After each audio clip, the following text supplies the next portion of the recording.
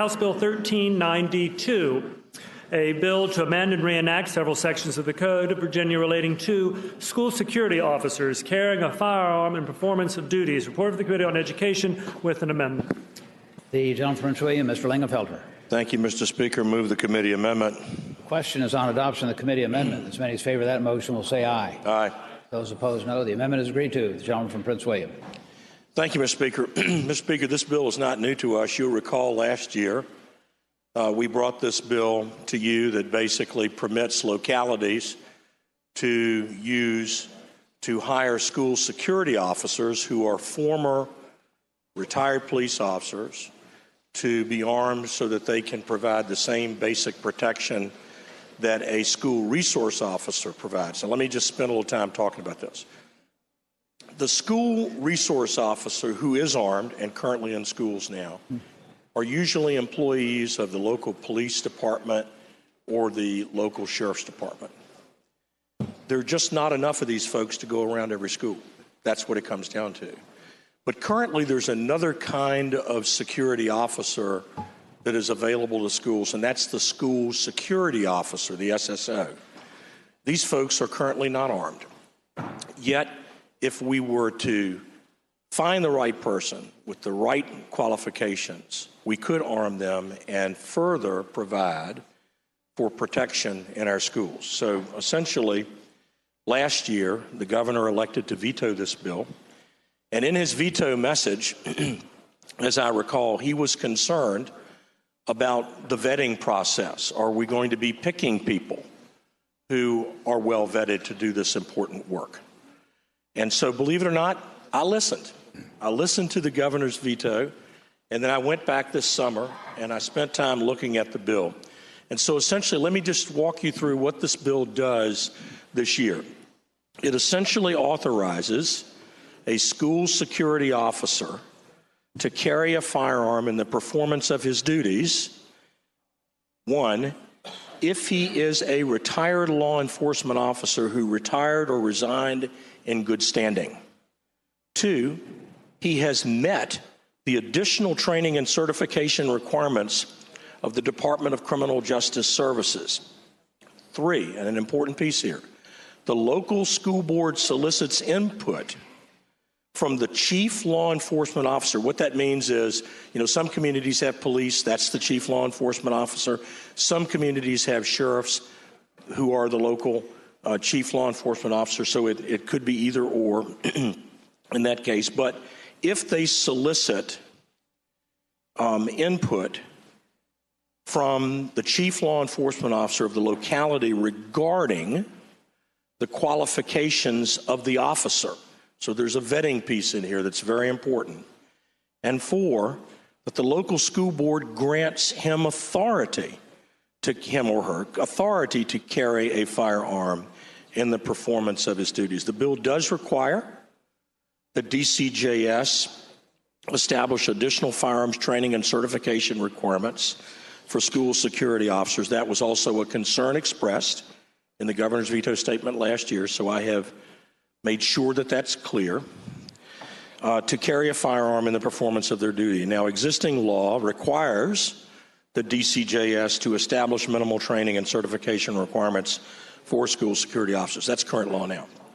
A couple of points. None of us want to contemplate the unthinkable, that something horrible could happen in a school. And then law enforcement, particularly in rural areas who have to travel greater distances, might be delayed in getting there to stop a calamity. And that is my motivation. Many of you know that there are others who believe in alternative solutions. Everybody should be able to carry a firearm in a school is one view. Another is that we should arm our teachers. I don't support that. And I have been pretty clear about that to people of good faith who have come to me with concerns about how to best secure our schools. My approach, I believe, is a very rational and regional or reasonable approach, which is to rely on former and retired police officers to do this work.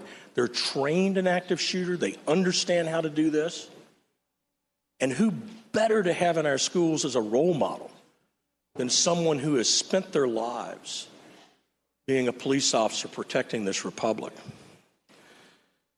As I mentioned, I don't favor these other solutions, and I believe that we are in very dangerous times.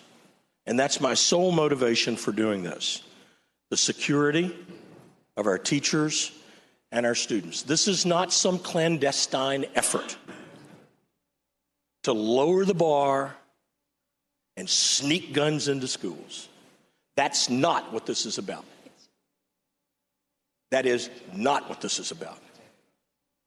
It is about securing our schools in a manner that is reasonable, unfortunately, and required. The School Boards Association has indicated their support for this, as the school superintendents as well, which I'm delighted to report to you. So I hope, Mr. Speaker, that we will do the right thing here and do something rational and reasonable to secure our schools from the unthinkable. And I move that we engross the bill and pass it to a third reading. The gentleman from Fairfax, Mr. Simon. Mr. Speaker, speaking to the bill. Mr. Speaker, members of the body, I really do sincerely appreciate the efforts of the gentleman from Prince William to work on this bill. I believe he's absolutely sincere when he says that he doesn't have any intention of letting anybody else bring guns into schools as a result of this bill. I think he's genuinely concerned that there's a safety issue, and we heard at the veto session that this is about protecting children. And I agree, we agree, that it's really, really important to protect children from gun violence, because every day, 48 children and teens are shot in murders, assaults, suicides and suicide attempts, and unintentional shootings. Every day, 7 children and teens die from gun violence. 4 are murdered, 2 kill themselves. Every day, 40 children and teens are shot but survive. So there's a real problem with guns and children and gun safety. But Mr. Speaker, the problem is not at schools. The real problem is in the home, and it's in other places. And so while the gentleman from Prince William made an effort to listen to the governor's veto message, I think he missed the big point, which is this is taking us down a road that we just don't want to go. And he may believe this is the end of the road, that this is as far as it's going to go. We'll never ask for anything further. Many of us on this side of the aisle believe that this is the beginning of a process that we don't want to see happen. And so I would encourage the body and the members of the body to hold the line where it is. School resource officers are sufficient. We don't need to expand the class of folks that can bring guns into schools, which ought to be a safe place for our children. And I hope that we'll not engross the bill and pass it to its third reading. The gentleman from Fauquier, Mr. Weber. Thank you, Mr. Speaker. Speaking to the measure. Gentleman has the floor. Well, I was listening to the gentleman from across the aisle, and he said that resource officers are sufficient. I would remind the gentleman that there are school districts all across the Commonwealth where schools are placed fairly well apart. Or in one case, in one of mine, I've got 3 schools all next to each other with 1 resource officer. Not only that, but they are a county where they're not exactly wealthy, land rich, cash poor. They don't have a lot of resources, and this is another alternative for that locality to protect their children utilizing their resources. And I don't understand why the gentleman would be against protecting children and giving localities the ability to protect our children. So, Mr. Speaker, I would urge the body to look at the fine language. Look at how they get trained. Look at who exactly is going to be protecting your children.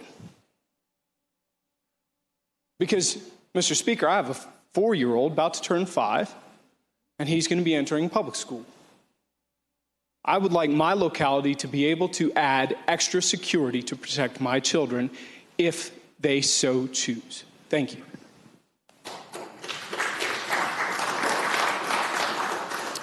Shall the bill be engrossed and passed to its third reading? As many as favor that motion will say aye. Aye. Those opposed, no. No. Bill is engrossed and passed to its third reading.